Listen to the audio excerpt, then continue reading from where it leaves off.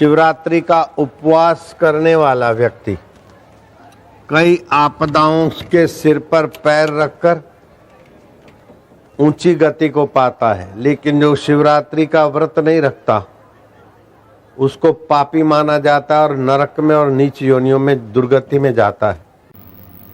तो ये शिवरात्रि का महत्व ऐसा है कि आप शिवरात्रि का उपवास और सुमरण करें और चित्त में शिव विश्रांति पाए।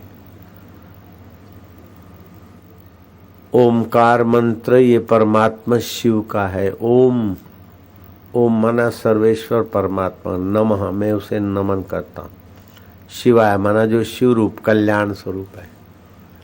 वशिष्ठ जी कहते हैं कि मैं अरुंधति और आसपास में मेरे साधक शिष्य रहते, शाम को वे आते और शास्त्र के वचन में उनको सुनाता था।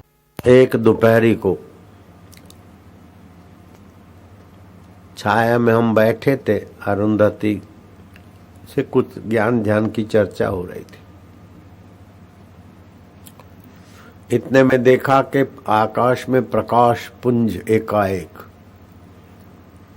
गौर से देखा कि क्या है, कि देखा कि भगवान चंद्रशेखर उमा देवी के साथ पधार रहे। स्वागत किया, फिर तैयारी की, वे आए, ऊंचे आसन पर बैठे। वास्तविक सर्वोपरि देव कौन है? वास्तविक शाश्वत देव कौन है? ये प्रश्न मेरे मन में।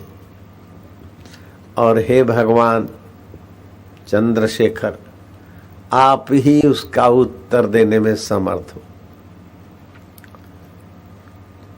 हे राम जी, मैंने ये प्रश्न रखा तो शिव जी खूब प्रसन्न हुए। मुनि शार्दुल, तुमने मानव जगत के साधकों का परम मंगल का मार्ग पूछा है। देवता लोक का विग्रह नहीं होता, आकृति नहीं होती, मंत्र से देव का भाव और देवत्व उत्पन्न होता है। देवता भी वास्तविक में देव नहीं है, गंधर्व भी वास्तविक में देव नहीं है, यक्ष भी वास्तविक में देव नहीं है, किन्नर भी वास्तव में देव नहीं है, इंद्र भी वास्तव में देव नहीं है। हे मुनि श्रेष्ठ, ब्रह्मा जी भी वास्तव में देव नहीं है, विष्णु भी नहीं, और मैं भी नहीं। वह शिव जी को हजार प्रणाम। क्या सत्य प्रियता है, मैं भी नहीं हूं। ऐसा कहने मात्र से मेरे हृदय में शिव जी के प्रति विशेष अहोभाव उत्पन्न हो गया। भगवान चंद्रशेखर अब क्या बोलते हैं?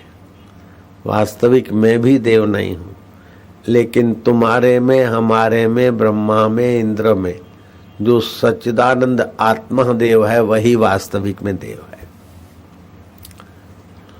मंदिर का देव तो शुरुआत के साधकों की उपासना के लिए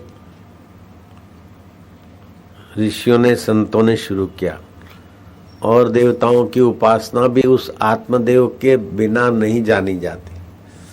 तो सदा साथ में रहे और सहज सुलभ, वो आत्मदेव ही सर्वोपरि देव है। हे वशिष्ठ मुनि, 13 निमिष मतलब 13 सेकंड उस आत्मदेव में शांत रहे तो गौदान का फल होता है।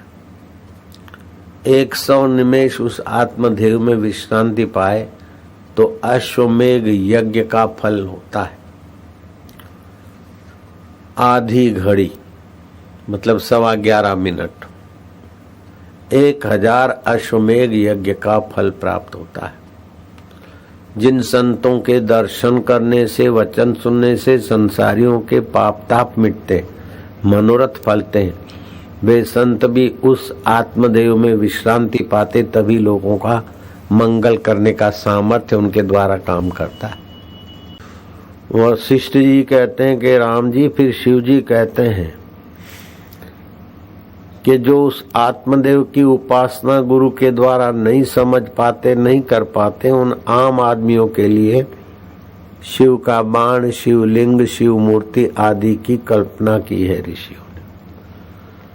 जो 10 माइल 10 कोस नहीं चल सकता, 2 कोस नहीं चल सकता, उसके लिए 2 फलांग भी चलना तो चलना ही है, यात्रा है। इसलिए जो उसको आत्मदेव का, परम देव का ज्ञान और सत्संग नहीं है, उसके लिए शिवलिंग आदि की कल्पना है, क्योंकि उसमें मंत्र है और मंत्र फिर अपने भाव को साकार करता।